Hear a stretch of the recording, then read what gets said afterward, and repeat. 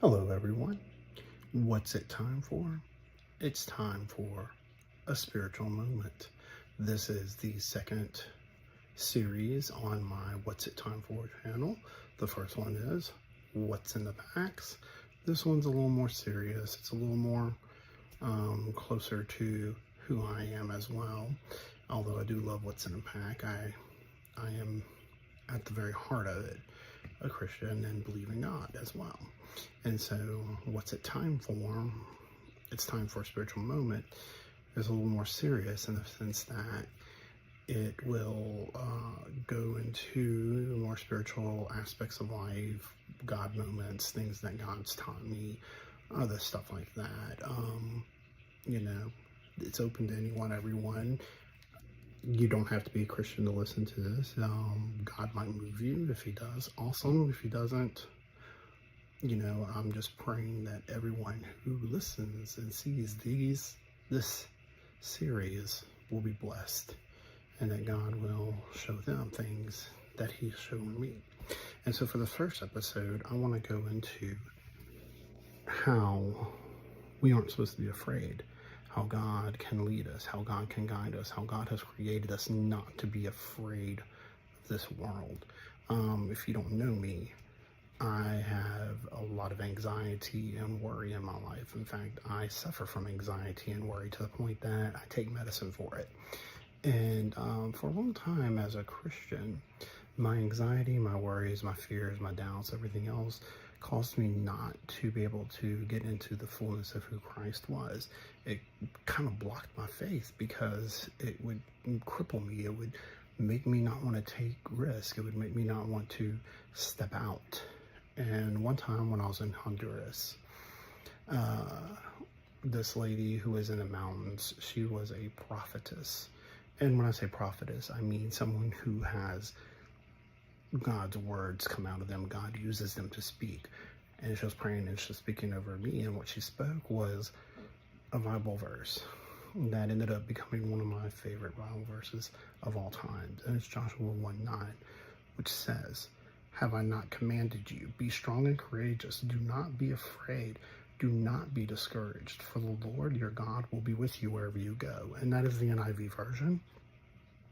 And then she went on to say, she says, your fear, your doubts, it's making your faith weak. You need to stop being afraid. You need to stop worrying. God loves you. God cares for you. God is with you.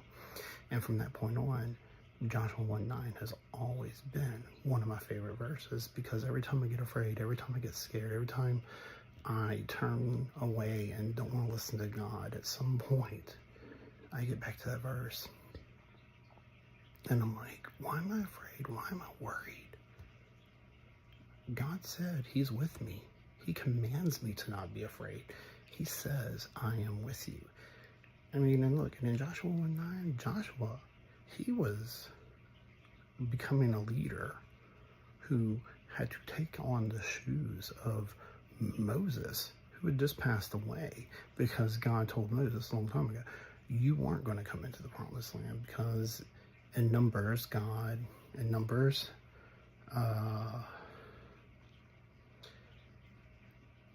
let's go on in Numbers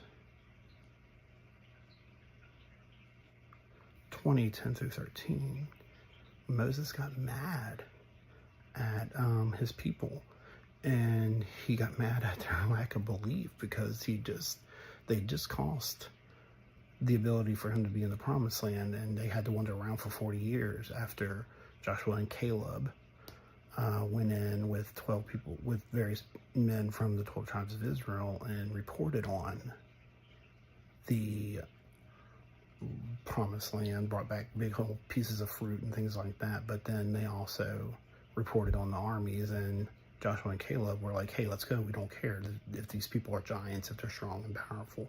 We can handle this.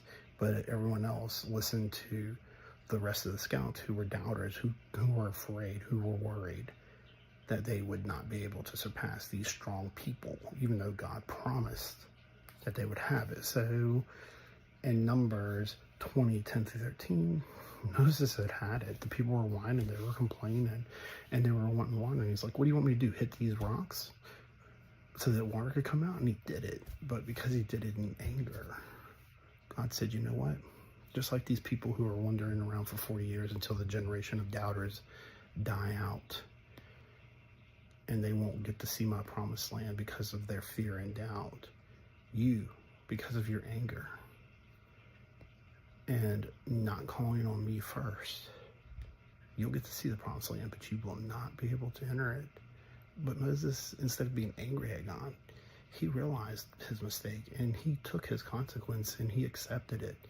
But this led to Joshua having to be the person who is in charge after Moses, one of the greatest leaders ever, died.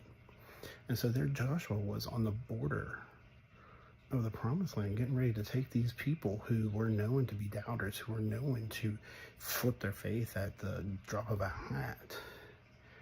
He was young. He was still learning and experiencing.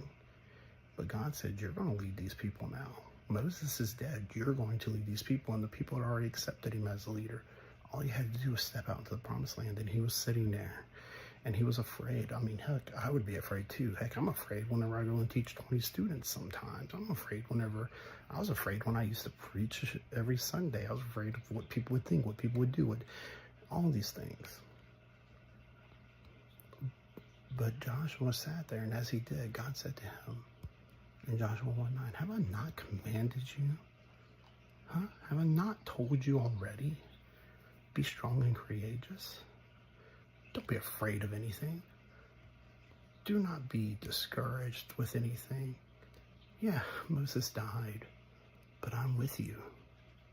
You don't have to be Moses. Be yourself. And I will be with you wherever you go. And so my thought, my prayer, my thought for you today is this. As this verse has comforted me, I hope that it comforts you as well, that it helps you to understand that we were commanded to not be afraid, that God is always with us. When we have God in us, when we have Jesus in us, we don't have to be afraid because God is with us. And we can be strong, we can be courageous, we can do anything we need to do as long as we step out. Because when we allow fear, doubt, and all these other things to overtake our bodies and our minds, we miss out on the blessings. We end up being like the people of Israel who had wandered for 40 years, and the ones who feared and doubted never got to see the land God promised them. I can't tell you how many times fear and doubt has cost me potential blessings because I wouldn't step out. But the moment that I did step out and trust God, my life has been changed for the better each and every time. And so I pray that you are encouraged today to be strong and courageous in whatever's going on in your life. And if you like this episode, if you like anything about what God is telling you, please just share this. I mean, I don't care if you like, share, subscribe. It'd be great if you did, just to let me know that what I'm saying is cool.